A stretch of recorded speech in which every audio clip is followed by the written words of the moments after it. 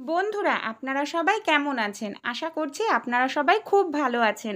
গরম পড়তে না পড়তেই মশার উৎপাত এতটা বেড়ে যায় যে মশা বাড়ি থেকে তাড়ানোর জন্য আমরা নানা ধরনের মশা মারার তেল, কয়েল, ধূপকাঠি এই ধরনের যে উপকরণগুলো হয় ব্যবহার করি। এটা আমাদের স্বাস্থ্যের জন্য ক্ষতিকর, কারণ এতে যে কেমিক্যালটা থাকে সেটা শ্বাসকষ্ট, হাঁপানি, অ্যালার্জি, এমনকি ক্যান্সারের মতো রোগ ব্যাধিও আমাদের শরীরে বাসা বাঁধে।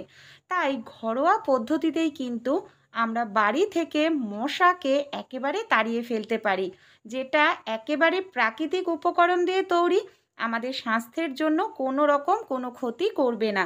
দুটো পদ্ধতি শেয়ার করব, ঘরোয়া উপায়ে মশা তাড়াতে পারবো।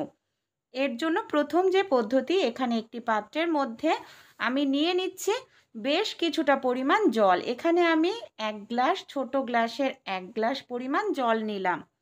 এই জলের মধ্যে এখানে এবার আমি দিয়ে দিচ্ছি কিছুটা পরিমাণ লেবুর রস। 1 থেকে 2 চামচ পরিমাণ লেবুর রস দিতে হবে। তারপর এই জলের মধ্যে আমি দিয়ে দেব 1 চামচ পরিমাণ চা পাতা। খুব ভালো করে মিশিয়ে নেব। মশা তাড়ানোর জন্য আমরা অনেকেই আমাদের ছোট বাচ্চাদের শরীরে স্প্রে করি, ঘরে স্প্রে করি। এটা কিন্তু নানা রকম কেমিক্যাল দিয়ে তৈরি করা হয়।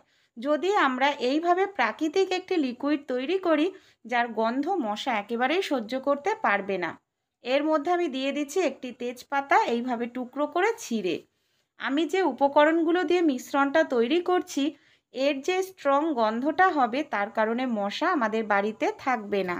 এবার এই মিশ্রণটাকে আমি গ্যাসের ওপর বসিয়ে দিলাম। খুব ভালো করে 1 থেকে 2 মিনিট ফুটিয়ে নেব।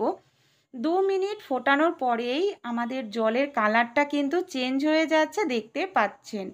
এবার আমি এর মধ্যে দিয়ে দিচ্ছি কিছুটা পরিমাণ রসুনের খোসা। রসুন, তেজপাতা আর চায়ের যে গন্ধটা, এগুলো মশা কিন্তু একেবারেই সহ্য করতে পারে না। আপনারা গুগলে সার্চ করেও দেখে নিতে পারেন। এর মধ্যে এমন কিছু গুণ আছে যেগুলো বাড়ি থেকে পোকামাকড় দূর করতে সাহায্য করে। খুব ভালো করে 2 মিনিট ফুটিয়ে নেওয়ার পর আমি গ্যাসটা বন্ধ করে দিচ্ছি। এবার আমি এটাকে নিয়ে নেব একটি পাত্রের মধ্যে ঢেলে। একটি পাত্রের উপরে ছাঁকনি রেখে নেব, ছাঁকনি দিয়ে ছেঁকে নেব। যেহেতু এখানে তেজপাতার খোসা রয়েছে, রসুনের খোসা, তেজপাতা আর রয়েছে যে চা পাতা দিয়েছি, তাই অবশ্যই ছেঁকে নিতে হবে। এবার এই মিশ্রণের মধ্যে আমি নিয়ে নিচ্ছি ন্যাপথলিন। ন্যাপথলিনটাকে আমি কি করব, গুঁড়ো করে একটু পাউডার করে নেব। তাহলে কিন্তু খুব ভালোভাবে তাড়াতাড়ি মিশে যাবে। আর আমরা যদি গোটা ন্যাপথলিন দিই, তাহলে কিন্তু ন্যাপথলিনটা এই মিশ্রণের সঙ্গে মিশতে আমাদের অনেকটা সময় লাগবে। তাই এইভাবে একটু পাউডার তৈরি করে তারপর এই মিশ্রণের মধ্যে দেবেন। ন্যাপথলিনও কিন্তু পোকামাকড় দূর করতে সাহায্য করে। আমরা প্রত্যেকেই জানি। ন্যাপথলিনটাকে গুঁড়ো করে আমি এই মিশ্রণের মধ্যে দিয়ে দিচ্ছি। এবার খুব ভালো করে আমি এটাকে মিশিয়ে নেব, যাতে ন্যাপথলিনটা খুব ভালোভাবে মিশে যায়। যদি আপনারা স্প্রে বোতলের মধ্যে এটাকে ঢালেন, তাহলে কিন্তু খুব ভালো করে অবশ্যই মিশাতে হবে। খুব ভালোভাবে মিশিয়ে নিয়েছি। এবার আমি নিয়ে নিয়েছি এরকম একটি স্প্রে বোতল। স্প্রে বোতল যদি না থাকে, নর্মাল জলের বোতলের ঢাকনা ছিদ্র করেও আপনারা এই মিশ্রণটি ব্যবহার করতে পারেন।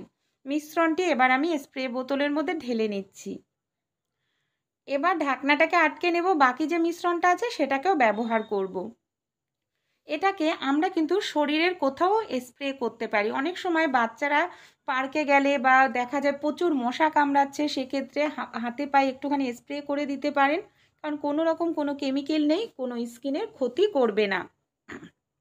এইভাবে দিয়ে দিতে পারেন। তাছাড়াও যদি গায়ে হাত পায়ে না দিতে চান, বাচ্চারা যে জামা কাপড় পরে সেই জামা কাপড়ের নিচের দিকে একটুখানি স্প্রে করে দিলেন, কারণ এর যে গন্ধটা রয়েছে না, এই গন্ধের কারণে মশা মাছি কিন্তু কখনোই আশেপাশে ঘোরাঘুরি করবে না। আমি নিজেও ব্যবহার করি, তাই আপনাদের সঙ্গে শেয়ার করলাম। একবার হলেও ব্যবহার করে দেখবেন, ভালো রেজাল্ট পাবেন। তাছাড়াও এটাকে আমরা আর অন্যান্য জায়গায়ও ব্যবহার করতে পারি। আমাদের বাড়িতে যে জানলা আছে না, এই জানলা দিয়েই দেখা যায় সন্ধেবেলায় কিন্তু মশা ঢুকে যায়। এই জানলাতে, পর্দাতে যদি এই মিশ্রণটা আমরা একটু এইভাবে স্প্রে করে রাখি, তাহলে কিন্তু সহজে জানলার এই সাইড দিয়ে কখনোই মশা ঢুকতে পারবে না। যে সময় মশার উৎপাত বেশি, সেই সময় একটুখানি স্প্রে করে দেবেন। আপনাদের বাড়িতে কোথাও আনাচে কানাচে থাকলে যেখানে মশা লুকিয়ে থাকতে পারে সেই সব জায়গাতেও মিশ্রণটা স্প্রে করে দেবেন। আশা করছি দারুণ রেজাল্ট পাবেন। কোনো রকম আমাদের টাকা পয়সা খরচা করা ছাড়াই ঘরেই কিন্তু আমরা মশা তাড়ানোর লিকুইড তৈরি করে নিতে পারি। আমরা যে বাটিতে মিশ্রণটা রেখেছিলাম এর মধ্যে আমি কিছু পরিমাণ ছোট ছোট করে তুলোর বল এইভাবে দিয়ে দিলাম। এই তুলোগুলো কোথায় ব্যবহার করব। আমাদের বাড়িতে দেখা যায় ছোট ছোট আরশোলা হয়, তাই আমাদের বাড়িতে যেখানে মশলা থাকে, ডাল মশলা রাখি, সেই জায়গায় তুলোর বলের মধ্যে মিশ্রণটা ডুবিয়ে যদি রেখে দিই এর গন্ধে কিন্তু আরশোলারাও আমাদের এই সব জায়গায় আসবে না।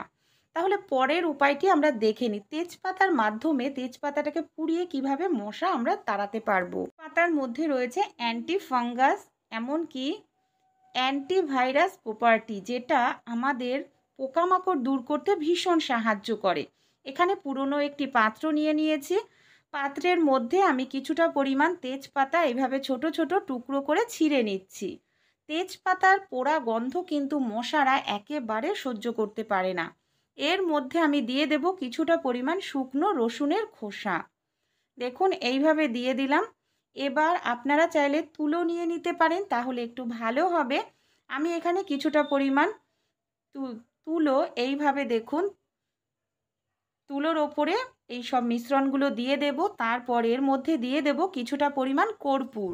মশার উৎপাত খুবই বেশি হবে, সন্ধেবেলায় বা যে কোনো সময় এরকম একটি তৈরি করে নিয়ে ধরিয়ে নেবেন। যে কোনো পুরনো বাটি হোক যাই হোক, এর যে গন্ধ বা ধোঁয়াটা যার কারণে বাড়ি থেকে মশা একেবারে চলে যাবে। ভালো লেগে থাকলে অবশ্যই অ্যাপ্লাই করবেন, আপনারা দারুণ রেজাল্ট পাবেন। তারপর কমেন্ট করে আমাকে জানাবেন।